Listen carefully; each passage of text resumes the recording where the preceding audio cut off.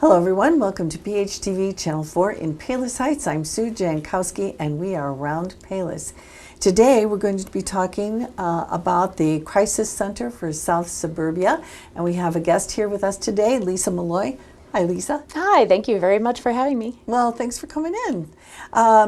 Lisa is the Special Events Engagement and Communications Manager, and we were just talking about what a big job that is that she's doing.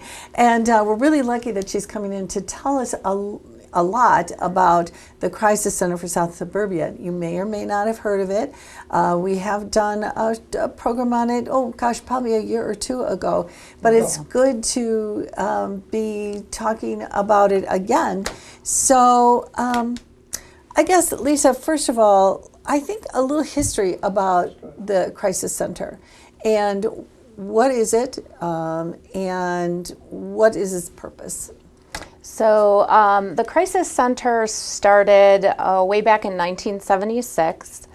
A group of women who were part of the Palos branch of the American Association of University Women had gotten together to study domestic violence in the surrounding communities. And they really wanted to create a safe space for victims of domestic violence. So they actually started in Diane Masters' kitchen. They had a hotline that they had set up for victims to call and have resources and somebody to talk to.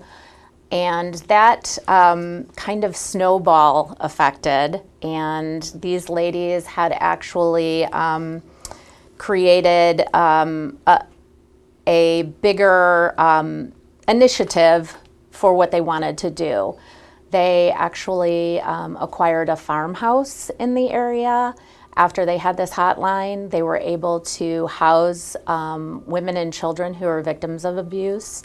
I believe there were 18 women that came in, and I think 9 children at the beginning, and that they had actually used this farmhouse as a shelter where people could come in and live safely. And they also hired professional counselors. And when they started to outgrow that space, they incorporated and started a capital campaign to build a bigger building. And that building still stands. We actually have our emergency shelter that is housed in this building. We have about just under 60 employees right now and hundreds of volunteers that help us. So we're pretty proud of Diane Masters and her group of women that started all of this. The AAUW is actually celebrating its 50th anniversary this year. They've been around for a long time, and they've been just amazing advocates for victims of domestic violence, and we keep growing. So. Yes, I mean, from that group of ladies in a kitchen to expanding what it is today. But 1976, that was a long time ago, and I think people probably were not very aware at that time, particularly, wasn't discussed, that there was a lot of domestic violence, and there still is, unfortunately, and it's everywhere. It's not just in one area or another, it's just everywhere. Yep. And so this is a fantastic thing that there is this great crisis center for people who really, really are having, the biggest calamities in their life, that there is somewhere to reach out to and get some help. So that is a really great thing. Now, so you've expanded a lot, and this month coming up, in fact, we're wearing a little badge here to just make people aware that October is Domestic Violence Awareness Month. Yes. So given that that's this month, what is this organization doing to just kind of, I guess, highlight or enlighten people as to, what they can do or what to look for, or how to help people? Absolutely. There's a ton of activities going on right now. We definitely want to promote awareness it is its own epidemic, and it does cover the gamut of people who are affected by domestic violence. It doesn't discriminate between race or age or any other socioeconomic background. Anyone can become a victim. And really, the statistics are pretty staggering. 1 in 4 women will be a victim of domestic violence in their lifetime. 1 in 4. It's a huge percentage. That is huge. And even men are not exempt from that. 1 in 9 are victims of domestic violence. And I think that one of our most important messages to get out, I think, is that it is not only prevalent, but it also is it's something that people can watch out for. Watch out, the human element of it is watching for signs, and there could be many. Domestic violence, I think most people, when they think about that, they think about physical abuse. And what domestic violence really is all about exerting control over somebody and exerting power over another human being. And that absolutely can take place as a physical violence, but there are a lot of other elements, emotional violence, gaslighting the victim, making them think that they're crazy, that things that they're experiencing or seeing are not real. They're not really happening.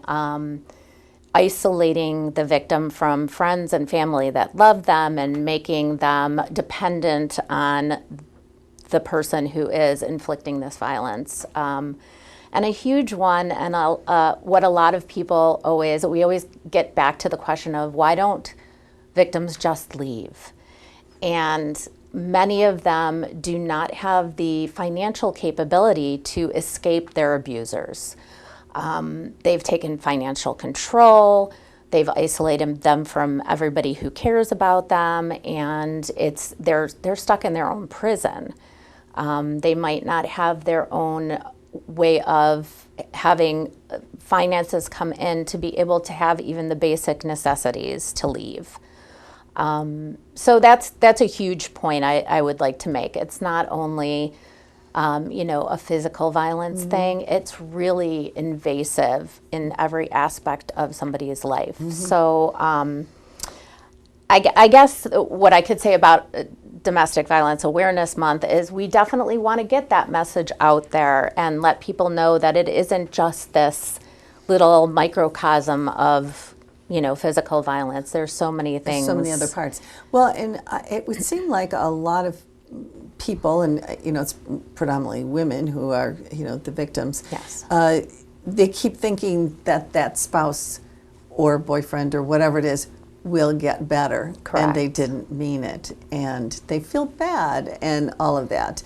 And so knowing that, if we have a friend, a family member, or just an acquaintance that we are thinking, this doesn't seem right, I would think that there's so many women who are really not wanting to talk about it. They don't want you to notice that, and they're going to deny that they need any kind of help. How do you help someone like that? It's really difficult. It takes an incredible amount of strength and courage to step outside of that cycle. And, as we've already spoken about, there are so many obstacles in their way. Many victims absolutely love their abusers. They want them to get better. They think if they stick by them that they will get better, things will change. And it's really not up to them. That's the problem. The abuser has to realize what they are doing and be willing to correct that behavior. And sometimes the abusers are also abuse themselves from an earlier age, and it becomes this horrible cycle. So helping these people that might not be ready to take the next step in leaving, really it's things that you would just do for a friend or a family member. Check in with them as frequently as possible. They might have no ability to tell you the truth about their situation. Their phones might be monitored. Their computers might be monitored. They might not be able to go out and interact in a public or personal way that they would be able to share something like that. So we always say check on your neighbors, your friends, your family. If they're pulling away, try to keep checking on them. We do have the hotline, obviously. Victims aren't always the people that call our hotline. Sometimes it is a friend, a family member, a neighbor that will reach out.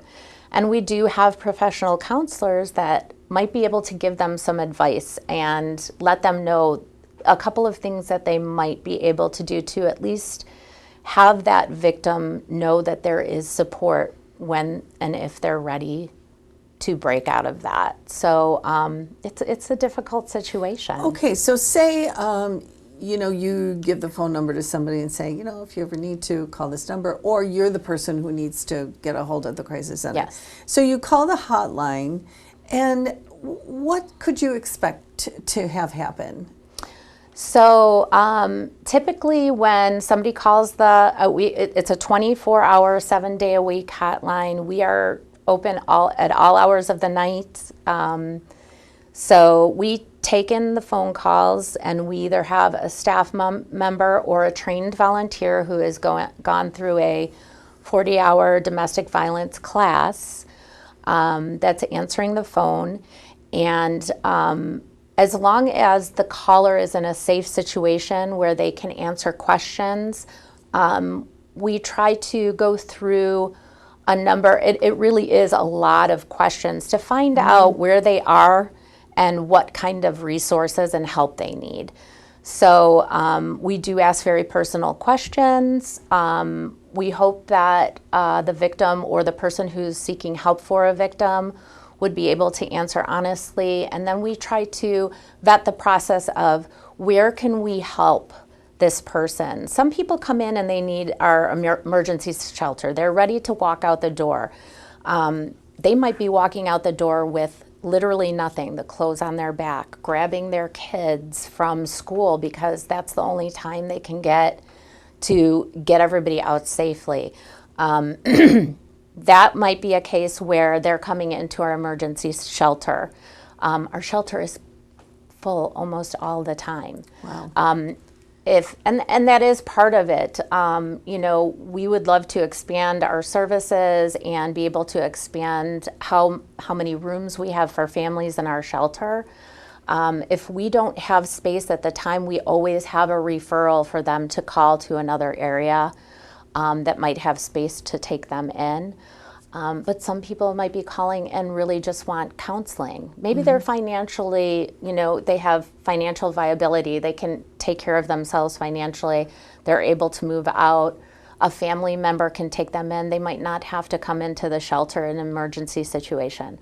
They might need counseling. They might want to go into a program that helps them with transitional housing so that they can get into their own apartment and be able to save and maybe take educational courses to have skills where they could get a job and be independent. So there are a ton of things that kind of go into these questions and figuring out where they might need help.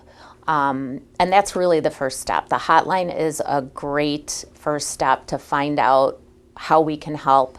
And you really would have to answer all those questions because you just mentioned so many different scenarios. Yes. It's not everyone just having the same fleeing from a situation. They may just need the support. They can have financial viability and they can go out and get somewhere, but they just need someone to say, okay, here's what you need to do. Right. Yeah, so it's not just simple. Yeah. Is this just, primarily it's women and children?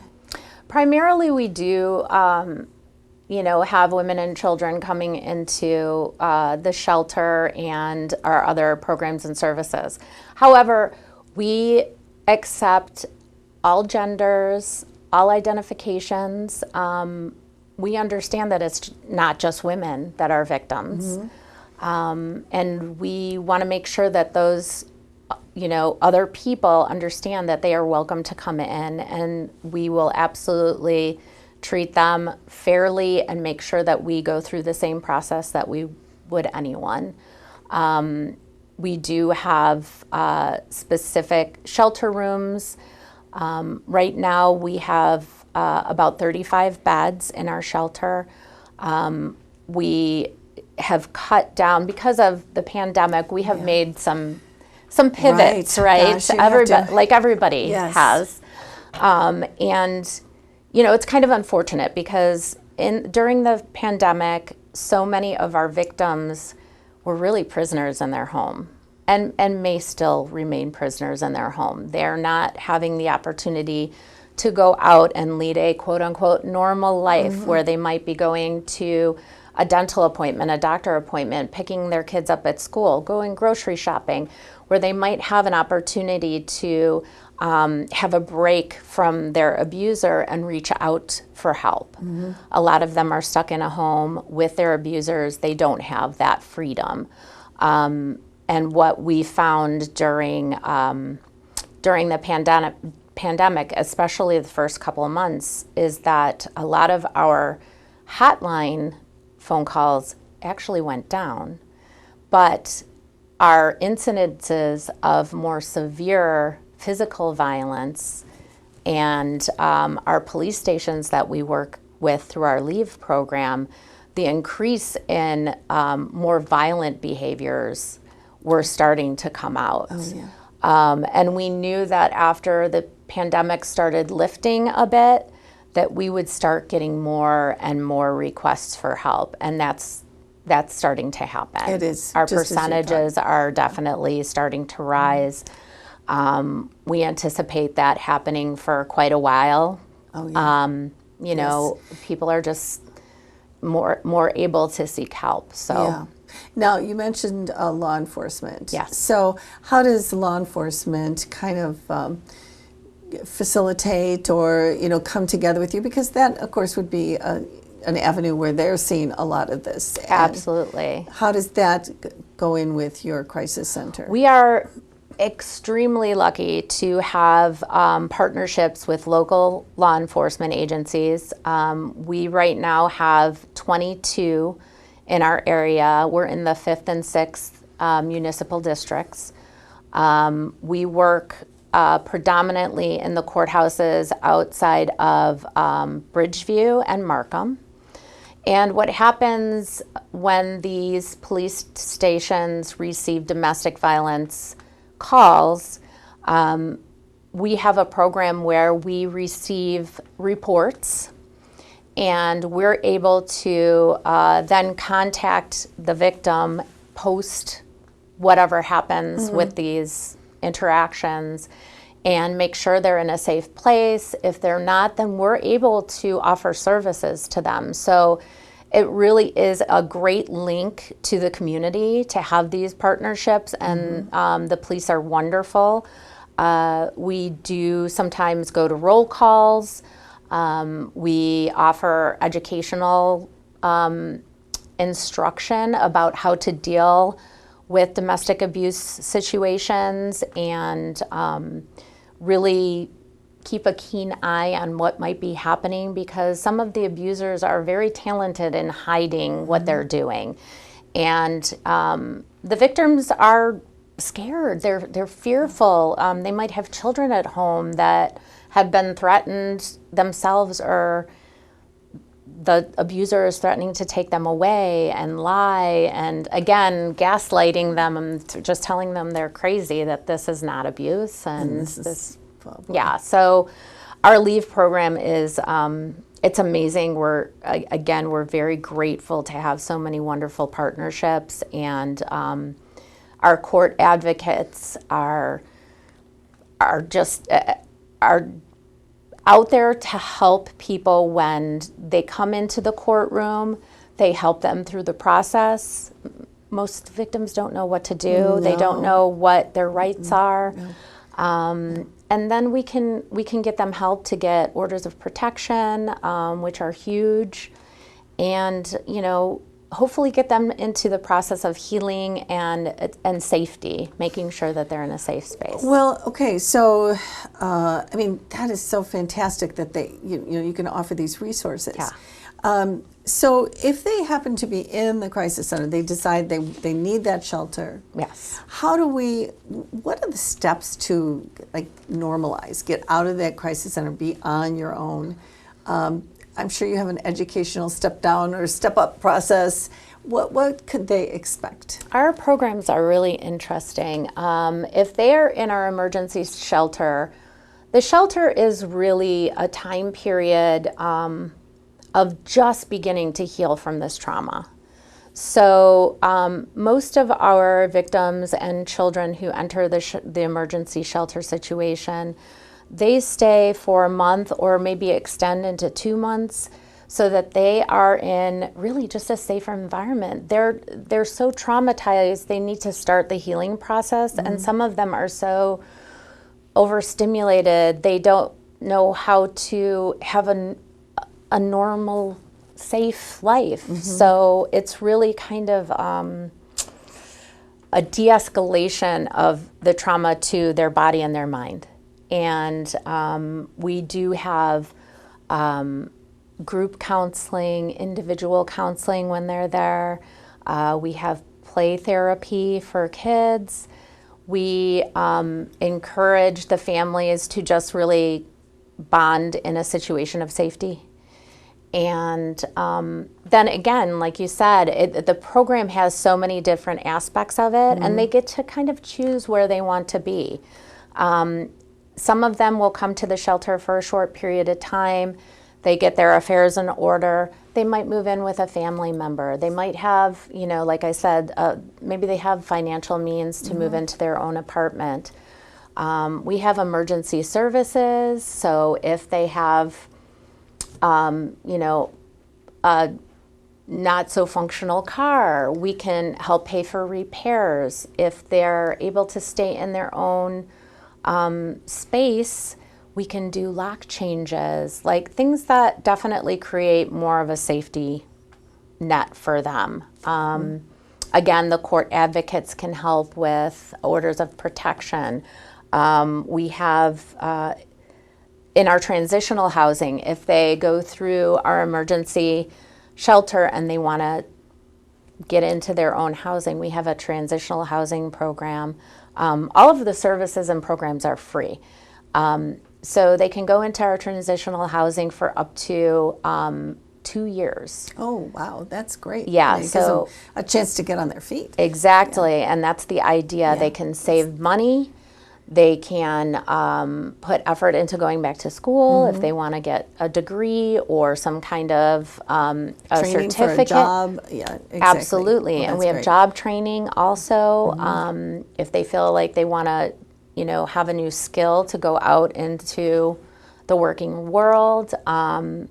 There's so many things that are, in place for them to come in on any piece of that spectrum and get help. It just sounds just so, in all the years you've just covered all the facets of needs, and that's wonderful. But all this costs money. Yeah.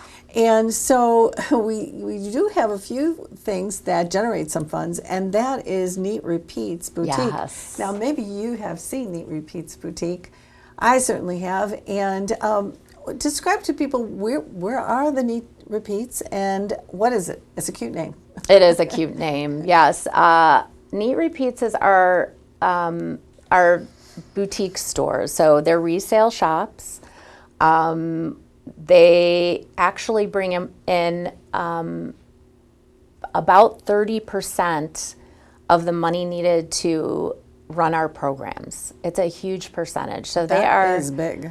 They are a big piece of how we bring money in. They are boutique resale shops. It's not like a traditional, thrift store. We love to accept very gently used or even new items to go into the stores. We actually have a longstanding store in Worth off of 111th Street. Okay.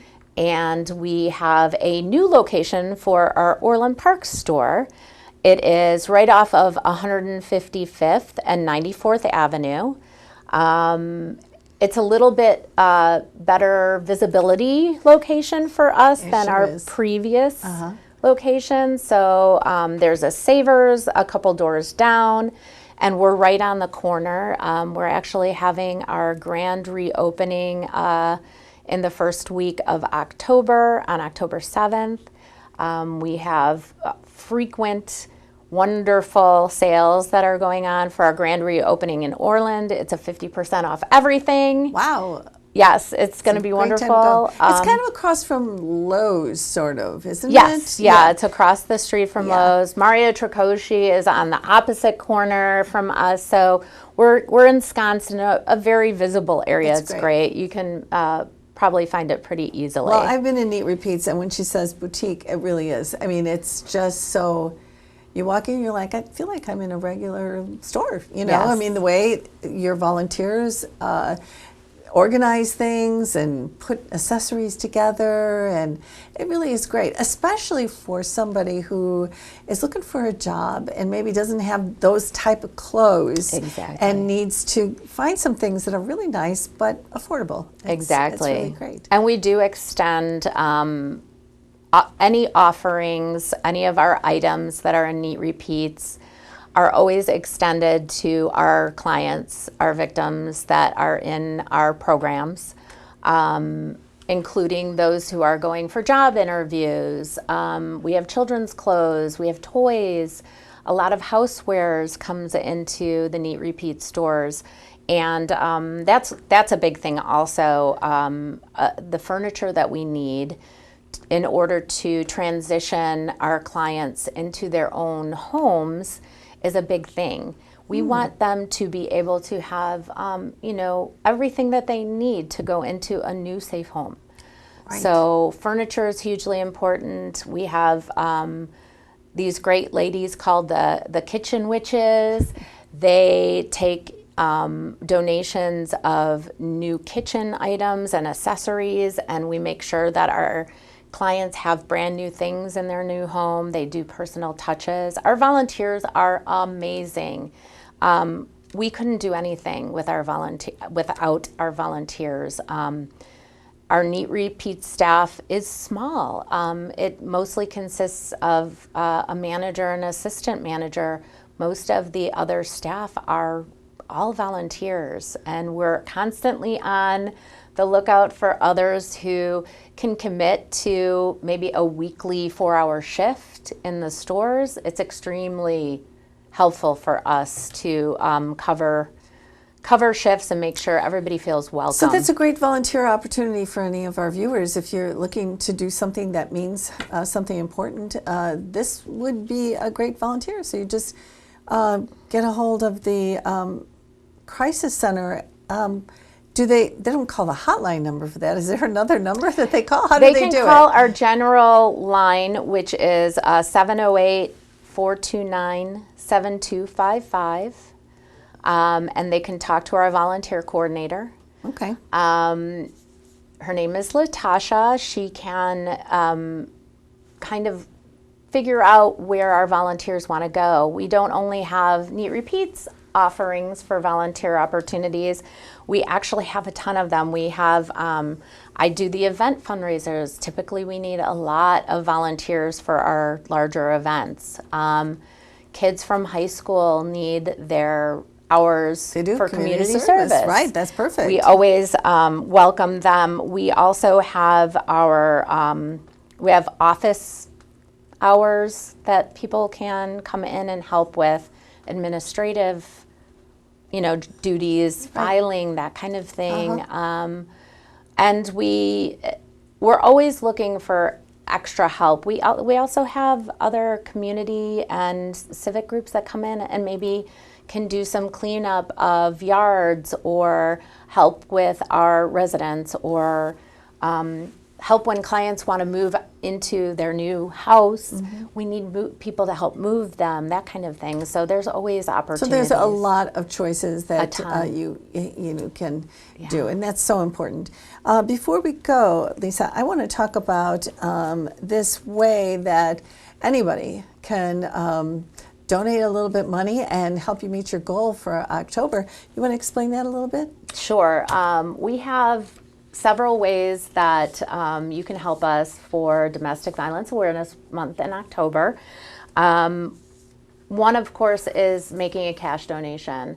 Right now we have a 30 Wonderful Ways campaign that's going to, it's beginning now, and our goal is to make $30,000 through this fundraising campaign. And the idea is for individuals or businesses to give just $31 or more if you feel like it. $31. We're trying to get 31 people each day of the 31 days of October to give $31, and we should get to our $30,000 goal. We're also extremely lucky. We have a partner in BMO Harris. They are going to match every donation up to $15,000. So that's like our big, exciting fundraising opportunity. But we have a few others that we have going on too that if you'd like me to share. We actually, of course, you can attend an event. You have the opportunity to, I think on October 9th, Ever Eve in Orland Park Crossing is having a fundraiser. They're hosting a fundraiser for us. That's Saturday, October 9th. We also have a 5K Brides Walk on Saturday, October 23rd. That is taking place at Midlothian Meadows. And we also are going to be airing some more emotional kind of activities. We have a prayer vigil that we will be airing on our YouTube channel on October 5th. And that really is it's a dedication to those who have lost their lives to domestic violence. And we also have a October 20th brick dedication. And the brick dedication is on our garden pathway. We have bricks that commemorate supporters, past victims, honor staff members and other people who have been advocates of victims of domestic violence.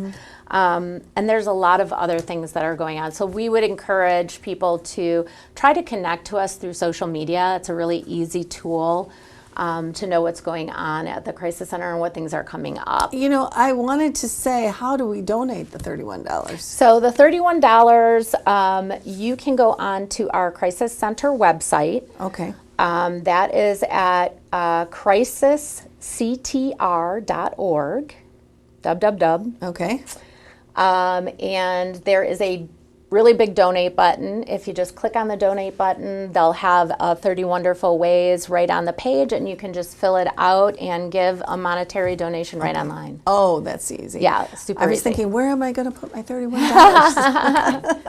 Okay, well, that's nice and easy to do. So just go on the website, and we'll put that up too, and we'll put the phone numbers up on the screen too. Lisa, thank you so much. I feel like we could talk for another hour about everything that you do. So I really appreciate your coming in today. Thank you so much. This is so, so important. And knowing that this coming up, the month of October, is Domestic Violence Awareness Month, just try and be aware of what's going on with your family and friends and other people you may run into. And this is a wonderful organization that can help you immensely. And if you need a place to volunteer, it sounds like a great place and great people. All right. Well, thanks. Thanks again, Lisa. It's been an honor. Thank you. Thank you. And thanks for watching us today. We'll see you next time on Ron Payless.